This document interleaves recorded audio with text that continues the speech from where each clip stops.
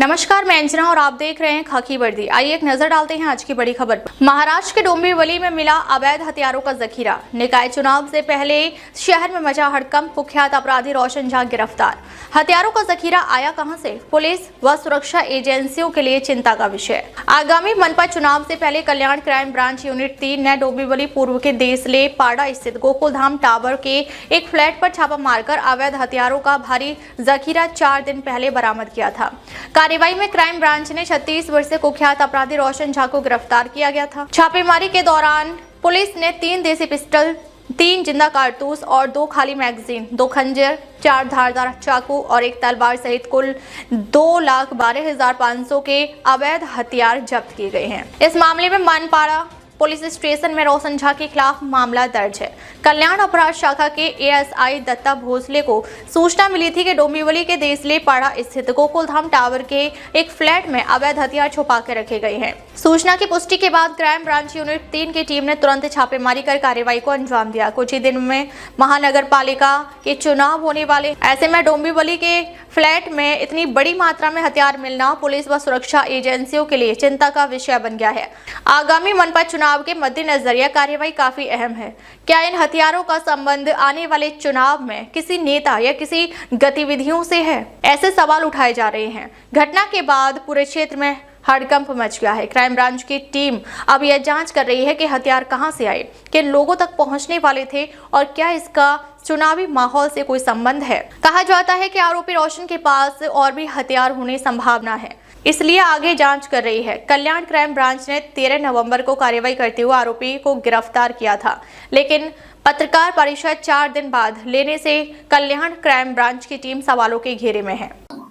आगामी स्थानिक स्वराज्य संस्था और महानगर पालिका इलेक्शन के बारे में हम सरायत गुनेगार के ऊपर हम कार्रवाई कर रहे हैं। किधर आग्नेय शस्त्र और दूसरे में शस्त्र किसी के पास हथियार है क्या, ये देखने के लिए और उनके ऊपर कार्रवाई करने के लिए हम पेट्रोलिंग करते हैं। उस टाइम हमारे यूनिट के एएसआई भोसले साहब को एक इंफॉर्मेशन मिली कि एक गोकुलधाम बिल्डिंग दिसलीपाड़ा में है, तीसरे माले पे सी विंग में रूम नंबर 202 में रोशन झा एक सराइत गुनेगार है। उन्होंने कोई हथियारे बेचने के लिए लेके आए और वो अपने रूम में रखा है। इसे तो हम उधर गए और छापा कार्रवाई करते समय हमें शस्त्र मिले हैं। 3 उसी में 3 गावठी बनावट के पिस्टल मिले, 3 जीवंत कारतूसे मिले और घातक शस्त्र विना परवाना अभी कायदेशीररित्या और दूसरे और तलवार मिली है। ये जो आरोपी कहाँ का रहने वाला है और उस पे क्या गुनाह दाखिल? वो पहले उल्लासनगर के इसमें रहता था, उल्लासनगर में, और अभी वो इधर 3 महीने हो गए रहने के लिए आए। उनके ऊपर एक 13 गुने उनके ऊपर है। उसमें क्या सिर्फ पॉलिटिक्स इन्वॉल्व है सर, क्या है? वो अभी तो पता चल रहा है, इन्वेस्टिगेशन चल रहा है, आगे का हो जाएगा। दहिसर पूर्व के एसवी रोड स्थित चांडक एसआरए परियोजना में 75 पात्र परिवारों को उनके हक के घरों की चाबी सौंपकर एक ऐतिहासिक क्षण दर्ज किया गया। एकता सहकारी गृह निर्माण संस्था यानी नियोजित द्वारा आयोजित इस चाबी वितरण समारोह में खुशी और उत्साह का माहौल देखने को मिला। कार्यक्रम के प्रमुख अतिथि केंद्रीय मंत्री व उत्तर प्रदेश के सांसद पीयूष गोयल रही, जिन्होंने लाभार्थियों को चाबियां वितरित की। इस अवसर पर दहिसर विधानसभा की विधायक मनीषा चौधरी ने बताया कि वर्षों से प्रतीक्षा कर रहे इन परिवारों को घर का अधिकार दिलाना स्थानीय प्रशासन और जनप्रतिनिधियों के संयुक्त प्रयासों का परिणाम है। लाभार्थियों ने चाबी प्राप्त करते समय अपनी भावनाएं साझा करते हुए कहा कि यह दिन उनके जीवन का सबसे बड़ा और अविस्मरणीय पल है। नए घर की प्राप्ति को उन्होंने प्रधानमंत्री नरेंद्र मोदी के सभी के लिए घर अभियान का सकारात्मक परिणाम बताया। उत्तर मुंबई के लोकप्रिय खासदार पीयूष गोयल का तो और आपका तो क्या चाहिए? देश के प्रधानमंत्री आदरणीय नरेंद्र भाई मोदी जी का सपना है हर गरीब को उसको घर मिलना चाहिए। ऐसे ही चांडक में करीब 957 घर आज तक मैंने दिए हैं और जो अपात्र हुए थे वो पात्र बन गए। ऐसे 75 लोगों को आज मैंने वहाँ चाबी दी है। आपके हाथों भूमि पूजन हुआ था चांडक का 2014 में और आपके हाथों भी वहाँ सारे के चाबी भी बांटा गया। क्या देखो, हमारा काम ही है गौर गरीब को न्याय देना। ऐसे ही लास्ट ईयर मैंने 1200 पीएपी दिया। आज हमने करीबन चांडक में उसके पहले हम दिए थे 957 जैसे पीएपी घर दिए थे और आज 75 दिए हैं। जो स्लम में रहता है, जिसके पास 2000 का पुरावा है, उन सभी को घर देना हमारा कर्तव्य है। अगर उसको कुछ कारण से उनके पेपर नहीं मिले होंगे और बाद में 2000 का पुरावा मिलने के बाद बैंड्रा से हमने उसको पात्र करके लाए, बिल्डर के पास हमने शिकायत करके उन सभी लोगों को घर देने भाई का हमने था। वहाँ देखा कि 1 बाय 1 को भी आपने बोला कि इसके लिए घर दिया गया। हाँ, 2014 में जब चालियां खाली नहीं होती थी तो ऐसे 140 लोग जो फर्स्ट फ्लोर पे रहते थे, तो मैंने अभय चांडक जी से विनंती की, भगवान ने आपको बहुत कुछ दिया है, 140 लोगों के वजह से आपका प्रोजेक्ट रुक जाएगा।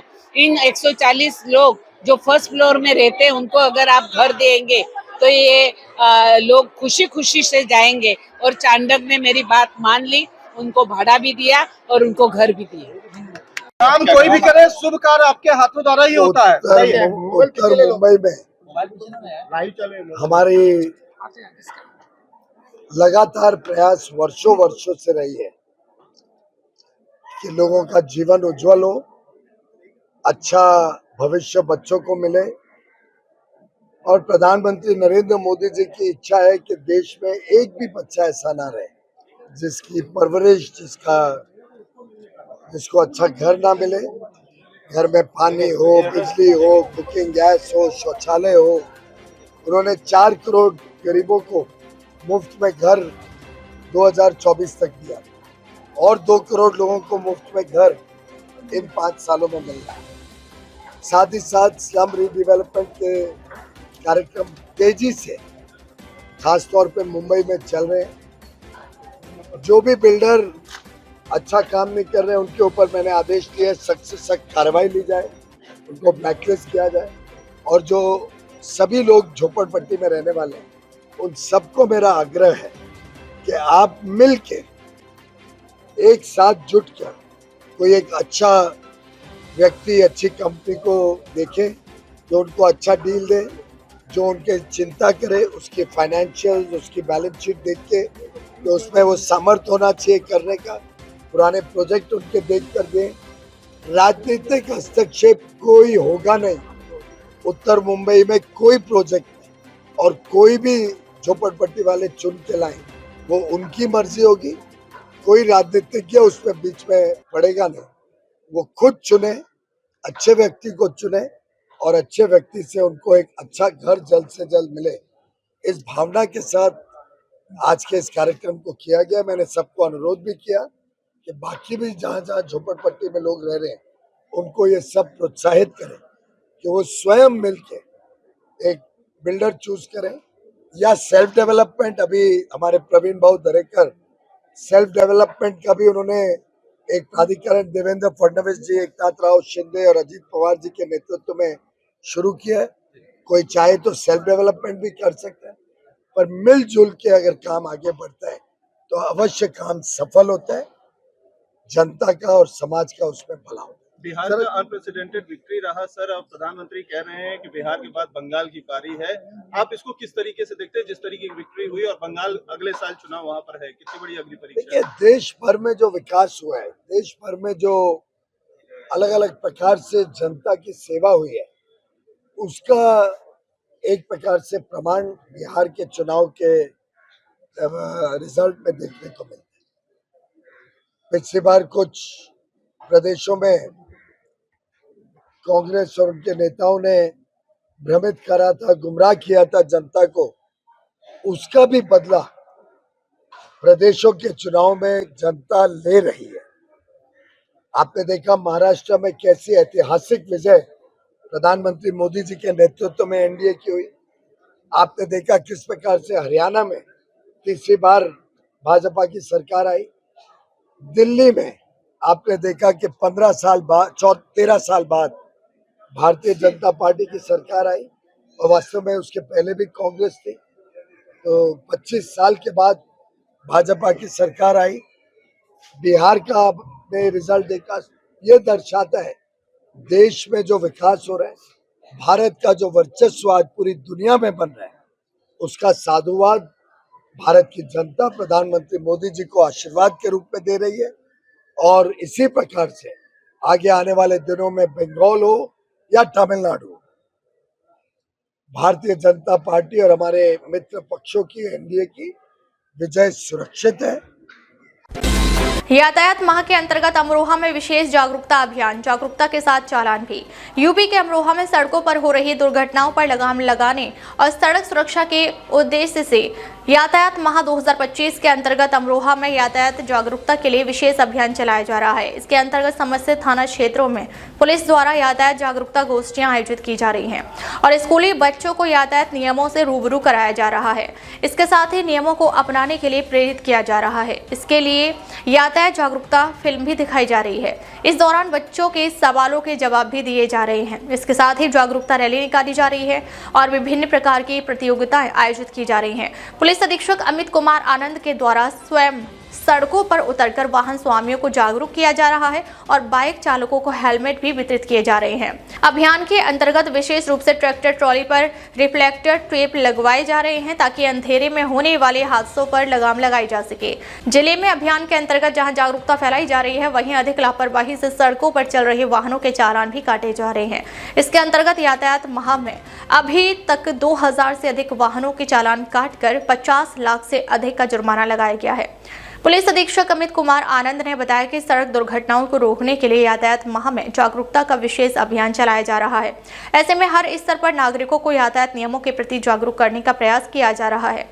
उन्होंने लोगों से अपील करते हुए कहा है कि जीवन अमूल्य है, ऐसे में यातायात नियमों का पालन अवश्य करें। जनपद अमरोहा में यातायात माह मनाया जा रहा है। इसमें अमरोहा पुलिस द्वारा विभिन्न स्कूल, कॉलेजेस, मोहल्ले, गांवों में जाकर यातायात जागरूकता अभियान चलाया जा रहा है। लोगों को यातायात नियमों को पालन करने के लिए प्रेरित किया जा रहा है। स्कूल, कॉलेजेस में पेंटिंग कंपटीशन, क्विज कंपटीशन, निबंध, इस तरह की प्रतियोगिताएं कराई जा रही है। नुक्कड़ नाटक के माध्यम से भी जागरूकता फैलाई जा रही है। फ्री हेलमेट वितरण कार्यक्रम भी चलाए गए हैं। साथ ही इस समय में ट्रैक्टर ट्रॉली जो गन्ने के लिए मिल्स में जाती है, वहाँ पे रिफ्लेक्टर टेप लगाने के भी कार्यक्रम किए गए हैं। लोगों को जागरूक किया जा रहा है कि ये जो यातायात नियम है हमारी सुरक्षा के लिए है, इनको पूर्ण रूप से पालन करें। एक छोटी सी गलती एक बड़ा सा हादसा बन जाती है, जिसका खामियाजा पूरे परिवार को झेलना पड़ता है। साथ ही प्रवर्तन की भी कार्रवाई लगातार चल रही है। बिना हेलमेट, ट्रिपल राइडिंग, बिना सीट बेल्ट, ऐसे जो उल्लंघन करते हैं व्यक्ति, उनके विरुद्ध भी MV एक्ट के अंतर्गत वैधानिक कार्रवाई लगातार की जा रही है। मेरा सभी जनपद वासियों से आग्रह है, निवेदन है कि यातायात नियमों का पूर्णतः पालन करें, हेलमेट लगाएं, सीट बेल्ट लगाएं, जो भी दिशा निर्देश पुलिस द्वारा दिए जाते हैं उनका पूर्ण रूप से पालन करें। इससे न सिर्फ आप स्वयं भी सुरक्षित रहेंगे, अपने आसपास को लोगों को भी सुरक्षित रखेंगे, पूरे समाज और देश को सुरक्षित रखने में अपना एक महत्वपूर्ण योगदान देंगे। अब तक ले बस इतना ही, फिर मिलते हैं एक ऐसी ही बड़ी खबर के साथ। तब तक ले नमस्कार और देखते रहिए खाकी वर्दी।